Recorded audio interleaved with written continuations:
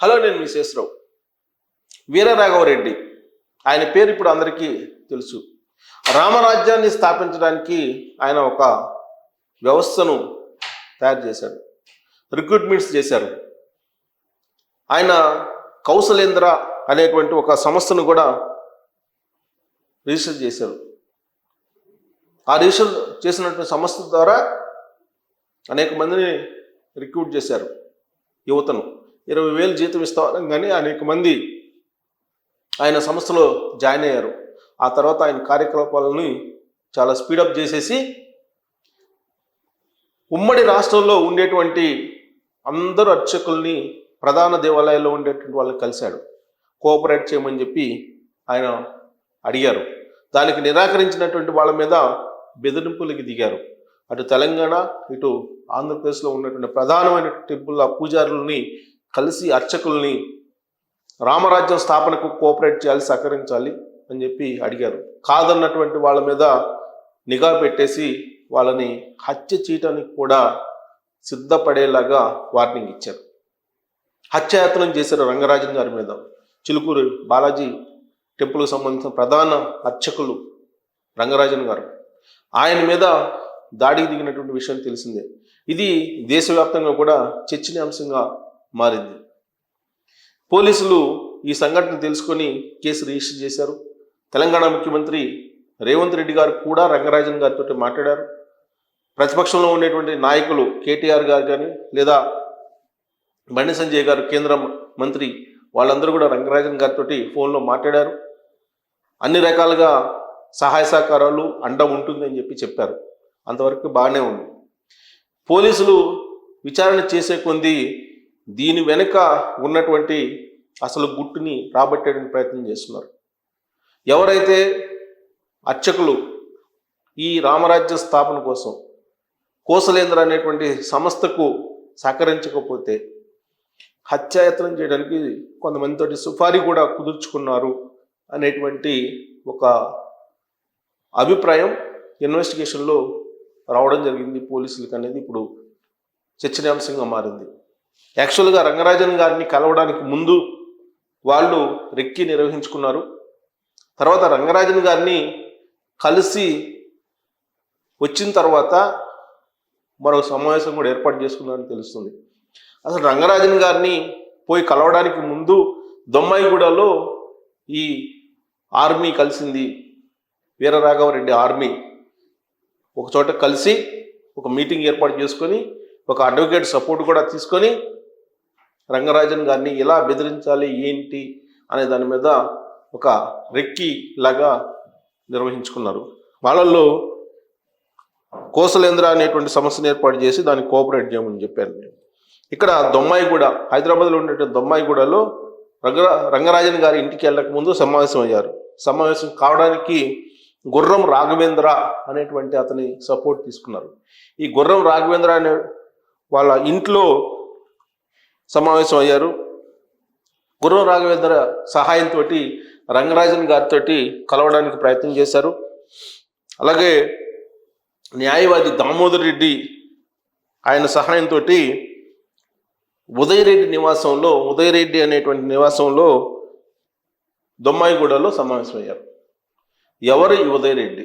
ఈ దామోదర్ రెడ్డి గారు న్యాయ సలహాలు ఆ సంస్థకి ఎలా ఇచ్చారు? ఈ ఉదయరెడ్డి రోల్ ఏంటి కౌశలేంద్ర సంస్థలో? ఈ గుర్రం రాఘవేంద్ర అనే అతను రంగరాజన్ని కలవడానికి ఎందుకు కోఆర్డినేట్ చేశాడు?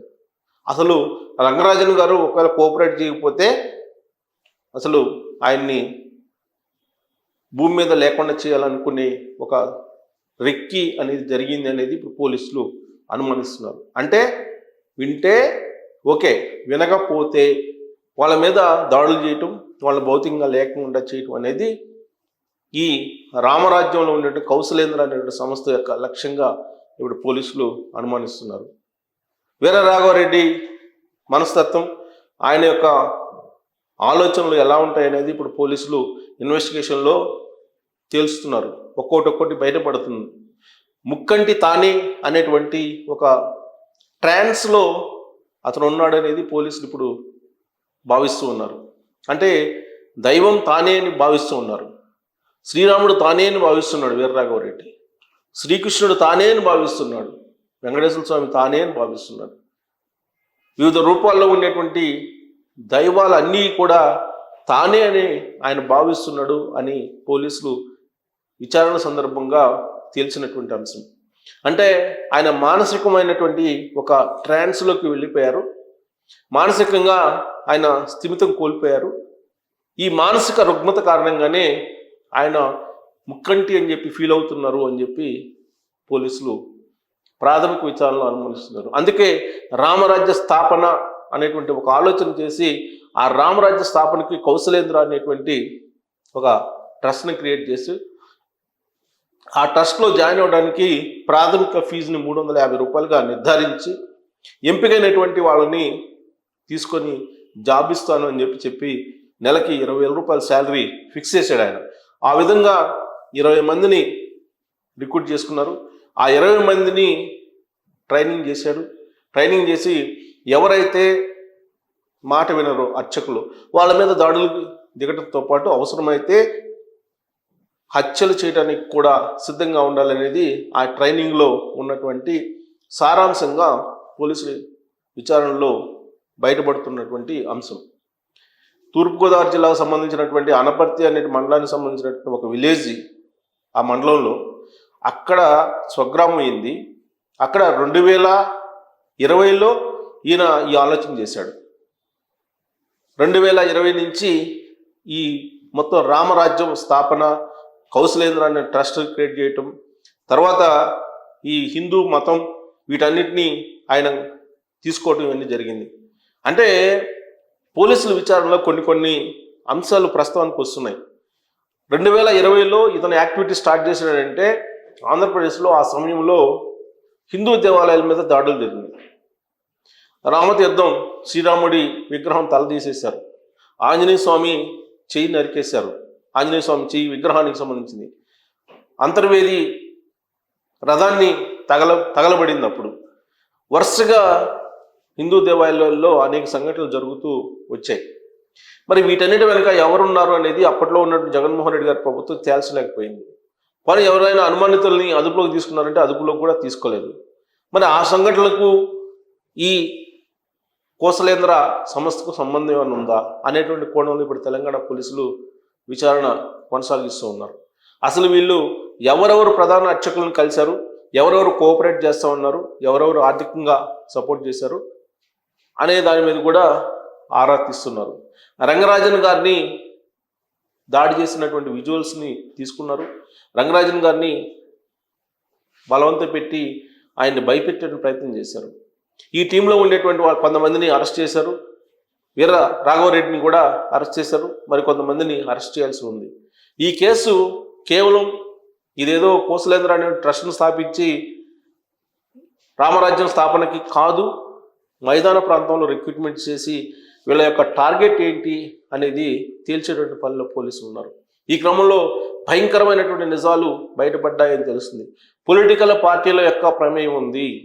ఒక కీలకమైనటువంటి రాజకీయ పార్టీకి సంబంధించి సమాంతరమైనటువంటి ఒక ఆర్మీని నడపడానికి ఈ ఆర్మీ ఆ పార్టీకి కోఆపరేట్ చేయడానికి పనిచేసింది అనేటువంటిది కూడా పోలీసు విచారణలో బయటపడుతున్నటువంటి అంశం. అందుకే ఇప్పుడు హైదరాబాద్ పోలీసులు వీర రాఘవరెడ్డి యొక్క మూలాలు ఏంటి, ఆయన 2020 నుంచి ఎలాంటి అడుగులు వేశారు, ఈయన వెనక ఎవరున్నారు అనే దాని మీద విచారణ ఇంకా చేస్తూ ఉన్నారు.